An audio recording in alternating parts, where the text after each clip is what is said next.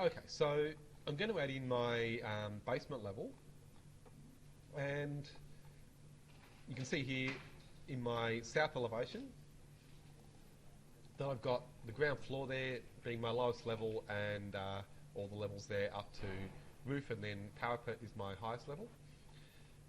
So I'm going to go and make a new level on the architecture tab using the level tool there at the end, and as normal I'm going to start on the left, trying to line up with the extension line that will come from the levels above. I'm going to click a point there, start drawing, and then over on the right hand side again try to get the extension line projecting from the levels above to line the arrows up on the right.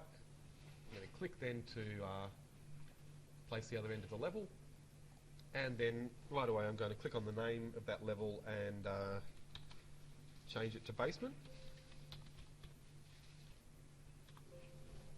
And then, as always, yes to rename corresponding views. And then the height, I'm going to make sure is minus 4,000. So I've got the new height for the basement, but I need to then get the elements, particularly the walls, to go down to that level. So in my 3D view there, I'm going to hover on the bottom edge of one of those walls and then try pressing tab, and it should give me a chain of the 4 main walls. I can then click to select those, and I'm going to go and change the base constraint there to basement. You can see even there that it has extended the walls down to the level below. You can't really see the bottom of the wall now though because it's under the ground. So I'm going to go and open up my section view, and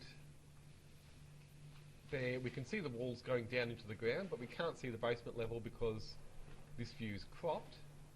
And I'll just then select the crop region and extend that down so that it encompasses the basement level.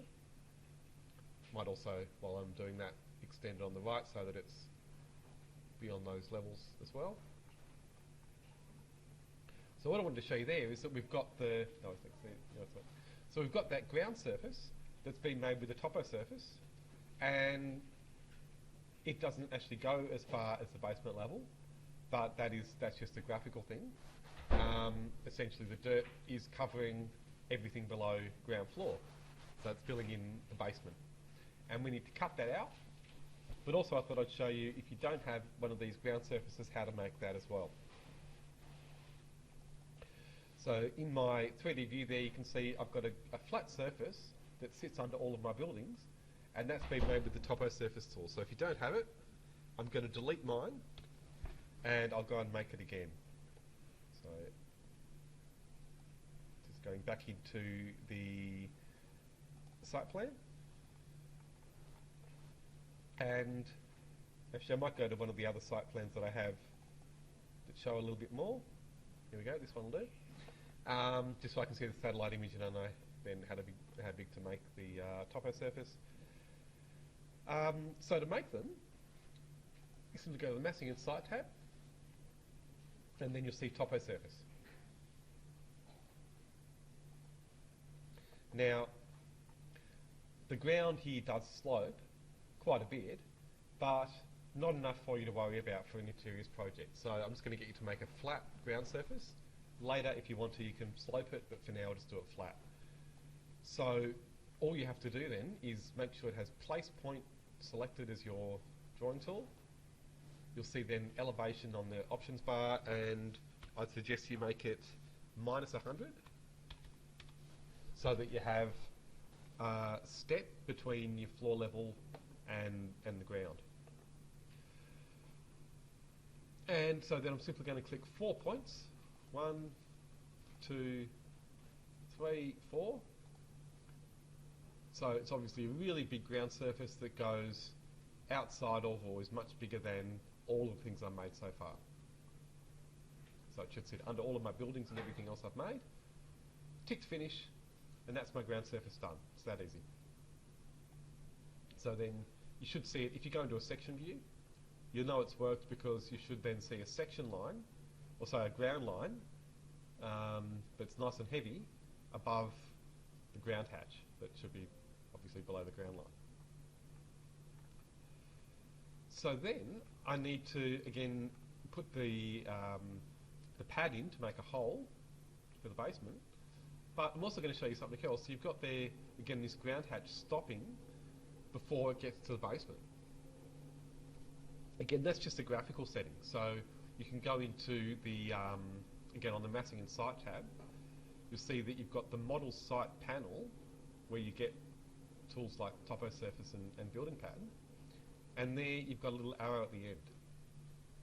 So it's an easy one to miss, but it's really important to change your site settings. That's probably the easiest way. So if you click there, you'll get the site settings dialog box, and you can see then why the hatch stops where it does. So it should be probably on elevation of pochette base on minus 3000. Pochette is just a fancy word for hatch, so it's just the elevation of the hatch. So I'm going to make that minus 5000. That's it. Click OK, and now my hatch goes down below the floor. So maybe I can make that go a little bit further, maybe minus 6000. Okay, so that again is just a graphical setting that you can change any time. So now I'm going to do my pad. So I'm going to go back to the to the basement floor plan. So that's a new floor plan that I've got now that I've made that level. And so to make a building pad, we just do it the simple way first. Click on the building pad tool, and you can pick the outside of those 4 walls and tick to finish. It's that easy, just as easy as making a floor. But then you'll see, if you look in, say, the section view again, now it's got this thing, looks a bit like a floor. They're not quite the same, they work a bit differently and they can do different things. But for now we can just use that almost as a floor. Looks like one, but more importantly it's cutting out the dirt or the earth inside that whole basement area. So anything that's above it is going to be clear. That's a really nice thing to have in your section views. And so maybe to finish that off, you could, if you want to extend all of the columns, maybe by selecting one, you can right click and go to select all instances in entire project to make it easy for you then just to change the base level to basement. And I'm sure you can copy the floors as well if you're missing any, but probably the main thing is to have the walls and the columns at least extended. And so again, looking at, say, the walls for the fire stair, might make sense to extend those at this point down to basement as well. And then when you have a look in the basement floor plan, you can see now the columns and those walls that I've extended show up on that level. So that's all there is to it, really.